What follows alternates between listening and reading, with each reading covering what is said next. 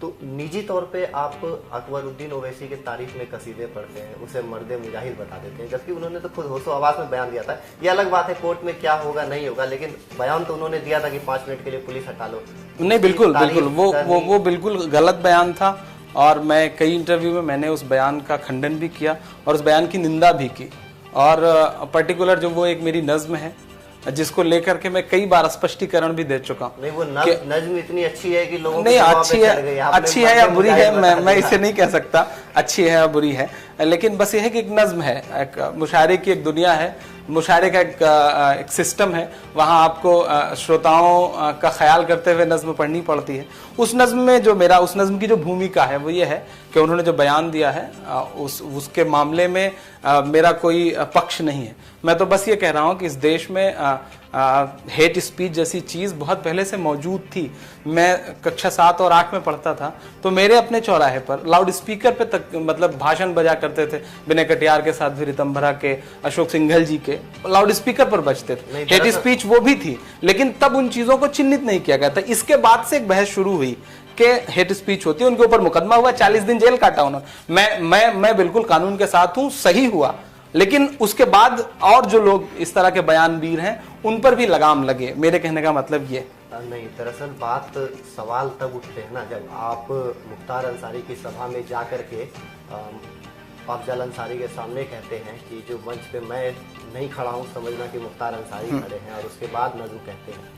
तो फिर यहाँ पे भी एक अपराधी ही कहूंगा मैं, मीडिया के भाषा में नहीं अपराधी, हाँ मीडिया उन्हें अपराधी कहती है, और वो कहती है तो वो सजा, वो जेल में है, मैं मान रहा हूँ इस बात को। एक्चुअली देखिए, जब एक मंचीय दुनिया है, कवि सम्मेलन मुशायरा आप एक परफॉर्मेंस है, जिस तरह फिल्मों में बहुत सारे किरदार ऐसे होते हैं कि व्यक्तिगत जिंदगी से उसका कोई लेना देना नहीं होता, लेकिन उसे किरदार प्ले करना होता है। उसी तरह से मुशायरे में जब आप खड़े होते हैं तो आप एक बाजार में खड़े हैं, लाखों लोग आपके सामने बैठे हैं, उसमें से कुछ उनके समर्थक भी हो सकते हैं, कुछ उनके विरोधी भी हो सकते हैं। आपको उस मंच को भी नजर में रखना पड़ता है। वो एक ऐसा कार्यक्रम था जहां मैंने एक बार वो नज्म पढ़ी है आज तक। वो कार्यक्रम उनकी जीत के जश्न का प्रोग्राम था, जिसमें मैं ही नहीं इस देश के तमाम बड़े शायर, जितने बड़े शायर हैं, सब उस मंच पर मौजूद थे। सब अपने अपने ढंग में उन्हें जीत की मुबारकबाद दे रहे थे। वो थे भी नहीं उस कार्यक्रम में। मैंने शायद मंच पे जो इमरान प्रताप गढ़ी है, इसको आप जो मुख्तार अंसारी वो एक आत्मकथात्मक, समझ लीजिए कि वो एक आत्मकथात्मक नज्म है कि वो एक व्यक्ति, जैसे आपने किसी पे नज्म कही तो वही बोल रहा है। तो भूमिका इतनी थी कि हाँ, मैं नहीं बोल रहा हूँ, जिस व्यक्ति पर ये नज्म कही गई है वो बोल रहा है। काश अगर ये भूमिका आप राजा भैया के बारे में बना दें, उनमें क्या खराबी? नहीं, राजा भैया कुछ ऐसा मुझे दिखा, उनके जीत का कोई जश्न का प्रोग्राम हुआ, मुझे लगा कि ऐसा कुछ विशेष है तो मैं बिल्कुल बना दूंगा। मुझे नजर आएगा ना, मुझे नजर भी आना चाहिए। उस नज्म में जो भी बातें हैं, उस नज्म में जो बातें मैंने उठाई, उस पूरी नज्म को फिर से आप सुनिए। मैंने उनके नाना, उनके दादा का जो इतिहास है उस नजरिए से बात करी। 2005 में जो दंगा हुआ, उसके बाद से फिर कोई दंगा नहीं हुआ, मैंने उस बात को उठाया।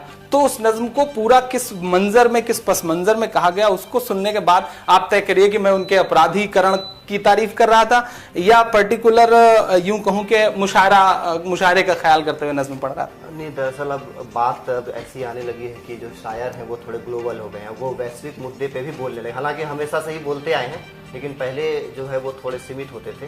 लेकिन अब जैसे कि अब शायर ग्लोबली नहीं हुए, मुझे लगता है कि दुनिया सिमट गई, इसलिए चीजें हमारी आपकी पहुंच में आ गई। बात एक ही हुआ।